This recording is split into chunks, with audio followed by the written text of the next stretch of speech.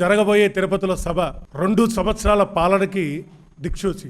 ప్రజల ప్రభుత్వం, ప్రజల సంక్షేమ ప్రభుత్వం ఒక చీకటి పాలన నుంచి, ఒక దుర్మార్గమైన పాలన నుంచి, ఒక కరుడు గట్టిన ఒక తీవ్రవాది అనొచ్చో, లేకపోతే ప్రజల వ్యతిరేకవాది అనొచ్చో, అలాంటి వ్యక్తి దగ్గర నుంచి స్వేచ్ఛా వాయువులు పీల్చుకుంటూ ప్రజలు వాళ్ళ స్వేచ్ఛని, వాళ్ళ ధైర్యాన్ని కూటమి ప్రభుత్వం వల్ల సాధించుకొని 2 సంవత్సరాలైంది. ఆ 2 సంవత్సరాలకు విజయోత్సవ సభ రేపేదో పవన్ కళ్యాణ్ గారు, చంద్రబాబు నాయుడు గారు, లోకేష్ అన్న గారు, బీజేపీ నాయకులు సభ కాదు. ఇది ప్రజల మన్ననలు పొందిన, ప్రజలు కోసం పనిచేసిన కూటమి ప్రభుత్వం సభ. తిరుపతి వాసులుగా వేదిక పైన ఉండే క్లస్టర్లందరూ కూడా వాళ్ళ వంతు, అంటే ఒక క్లస్టర్ అంటే 35,000 మంది ప్రాతినిధ్యం వహిస్తున్నారు. వాళ్ళందరూ కూడా ప్రతి వార్డు నుంచి లబ్ధిదారులతో పార్టీ క్యాడరు, ఎవరైతే కూటమి ప్రభుత్వం అంటే తిరుపతిలో 67,000 పైచీలకు ఓట్లతో సాధించిన కూటమి ప్రభుత్వం అంటే ఒక బలమైన ప్రభుత్వం తిరుపతిలో ఉందని నమ్మే వాళ్ళం మేము. వాళ్ళందరినీ కలుపు కట్టుకొని రేపు బ్రహ్మాండమైన సభ, ప్రజల పక్షాన్ని నిలిచే సభ జరగబోతుంది. మీరందరూ తిరుపతి వాసులుగా ఉన్న వాళ్ళందరూ వచ్చి జయప్రదం చేయాలని మనస్ఫూర్తిగా మేమందరం ప్రజలను కోరుకుంటున్నాం. పోతే కొంతమంది మాట్లాడుతుంటారు తిరుపతి నామాలు, వేషధారణలు, దేవుడిపైన ప్రేమ, దేవుడిపైన అచలంతమైన ప్రేమ చూపించుకుంటూ దేవుణ్ణి దూసలాడి, దేవుణ్ణి అనరాని మాటలని, అసలు దేవుడే కాదు అదొక రాయి అని భావించిన వ్యక్తి ఎప్పుడూ వాళ్ళ అబ్బాయి తను కానీ తిరుపతి ప్రజలు మనసు ఎప్పుడూ గెలుచుకోలేదు. పోయినసారి డిప్యూటీ మేయర్ ఎలక్షన్ కూడా ప్రజలు ఓట్లేస్తే గెలవలేదు. వాళ్ళు నామినేషన్ పైన గెలిచారు. అంటే ఓట్లకు పోతే ఓడిపోతారనే భయం వాళ్ళకి ఈ రోజు నుంచి కాదు, ఏ రోజు ఫస్ట్ నుంచే ఉంది. మంచితనాన్ని ఒక ముసుగుగా, గొప్పతనాన్ని, పిరికితనాన్ని ముసుకేసుకొని హావభావాలతో నాకే భాష వచ్చని, ఆ ముసుగు ఉంది, ఇంకా నా మంచితనం అనే ముసుగు ఇంకా ఉంది అని భావిస్తుంటారు. నేను వాళ్ళకి సూటిగా చెప్తున్నాను, తిరుపతి ప్రజలు ఆ ముసుగుని ఏ రోజో తొలగించేశారు మీ దగ్గర నుంచి. తిరుపతి ప్రజలకు మీరు ముసుగులో కనపడడం లేదు. ముసుగు లోపల ఉండే వ్యక్తి ప్రజలకు కనబడిపోయాడు. దానికే మీరు 63,000 ఓట్లతో ఓడిపోయారు ఈరోజు. అంటే ఇంకన్నా బుద్ధి రావాలి కదా. 2 ఏళ్ళ పాలనలో ఏం జరగలేదు అంటూ ఉంటాడు ఆయన. ఏం జరగాలో చెప్పండి. మొట్టమొదటి ప్రజలు విశ్వాసాన్ని చొరగొండాం.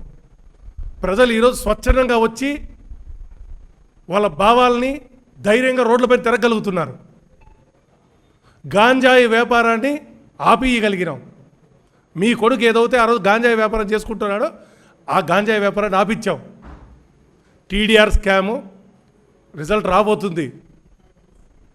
ఓటర్ స్కాము రిజల్ట్ రాబోతుంది. పాపం పండబోతుంది.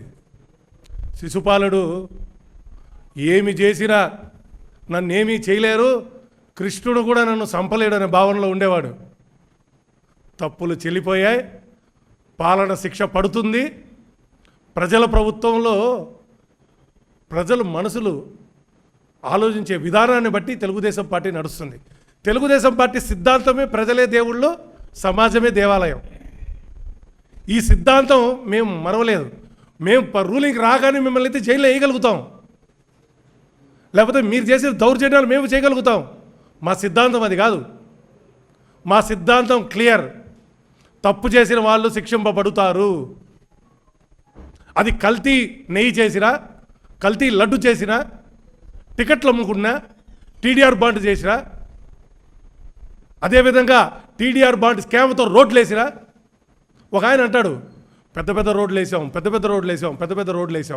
నేను అడుగుతున్నా, ఏడేసావా? ఊర్లో వేసావు రోడ్ల? బయట 4 రోడ్లు వేసి, డ్రైన్ లేని రోడ్లు వేసి, దానికి వచ్చే డబ్బులు నీ జోబీలో పోయినాయి. అది కాకుండా నువ్వేమైనా ఊర్లో రోడ్లు వేసావా? ఎస్, కూటమి ప్రభుత్వంలో 2 సంవత్సరాలు వేసాం. రా, గల్లీ పోతాం. తిరుగుదాంరా, రోడ్లు చూద్దాంరా ఏ విధంగా ఉంటాయో, డ్రైన్లు చూద్దాంరా ఏ విధంగా ఉంటాయో. నీ పాలనలో రోడ్డు వేసిన రోడ్లు కనీసం మేము పోయేదానికి కూడా లేదే, కనీసం పక్క డ్రైన్లు వేసామని కూడా మర్చిపోయినావు. నువ్వు 2 ఏళ్ళ పాలన గురించి మాట్లాడుతున్నారు. కనీస నైతిక దేవుడి గురించి మాట్లాడే అర్హత ఉందా?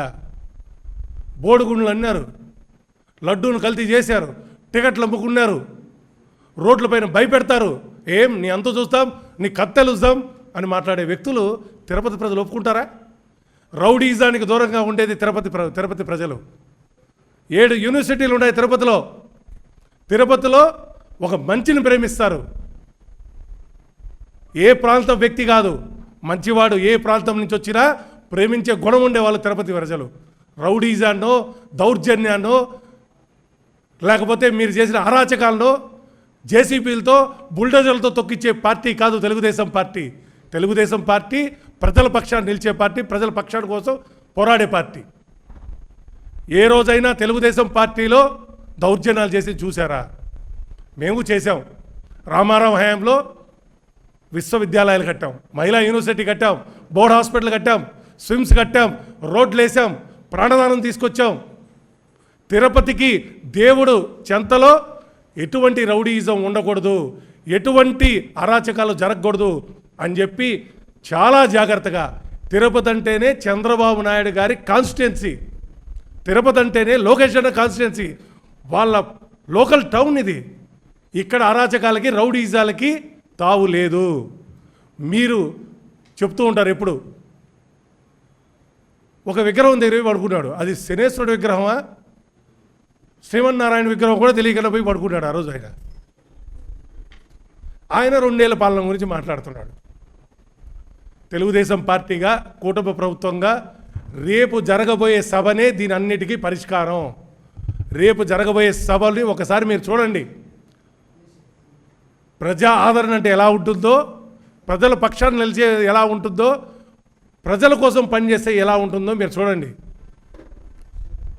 ప్రజలు నమ్మి కూటమి ప్రభుత్వాన్ని గెలిపించారు. కూటమి ప్రభుత్వం వచ్చిన తర్వాత ఉద్యోగ అవకాశాల కోసం ఇండస్ట్రీస్ తీసుకొని వస్తున్నాం. ఈ చుట్టుపక్కల ప్రాంతాల్లో డెవలప్మెంట్ చేస్తున్నాం. ఈ చుట్టుపక్కల ప్రాంతాల్లో విద్యార్థులు బెంగళూరుకో, చెన్నైకో పోయి పని చేయకూడదు, ఇక్కడే ఉద్యోగాలు రావాలనే నిబద్ధతతో పనిచేస్తున్నాం. టీచర్ ఉద్యోగాలు కలగజేశాం. ఏ చిన్న సమస్య వచ్చినా మేమున్నామనే ధైర్యాన్ని లోకేష్ అన్న కానీ, చంద్రబాబు నాయుడు కానీ ఇచ్చారు. లబ్ధిదారులు మరీ సామాన్యం. అంటే ఒక చిన్న ఎగ్జాంపుల్ చెప్పాలి మీకు. తిరుపతిలో ఒక హ్యాండిక్యాప్ అబ్బాయి ఎగ్జామ్ రాసి నీట్లో నీ మార్కులు, అంటే వాళ్ళకి ఒక ఆప్షన్ ఉంటుంది, ఇంగ్లీషో సాంస్క్రిటో రాసుకునే ఆప్షన్.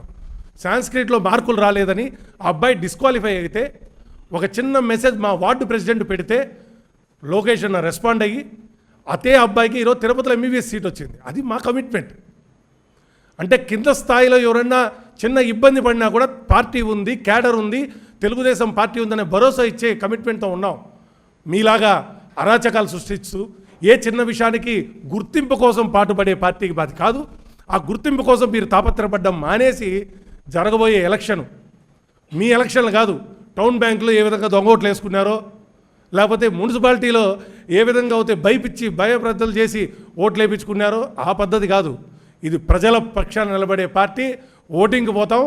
ఆల్రెడీ మిమ్మల్ని ఇంట్లో కూర్చోబెట్టారు. ఈసారి ఎలక్షన్లో మీ భవిష్యత్తు ఇంక మీట తిరుపతిలో నేను పోటీ చేయకూడదు అనే ఆశను కూడా చంపేస్తాం. మేము కాదు, ప్రజలు స్పష్టంగా ఉన్నారు. కూటమి ప్రభుత్వం పైన నమ్మకంతో ఉంటారు.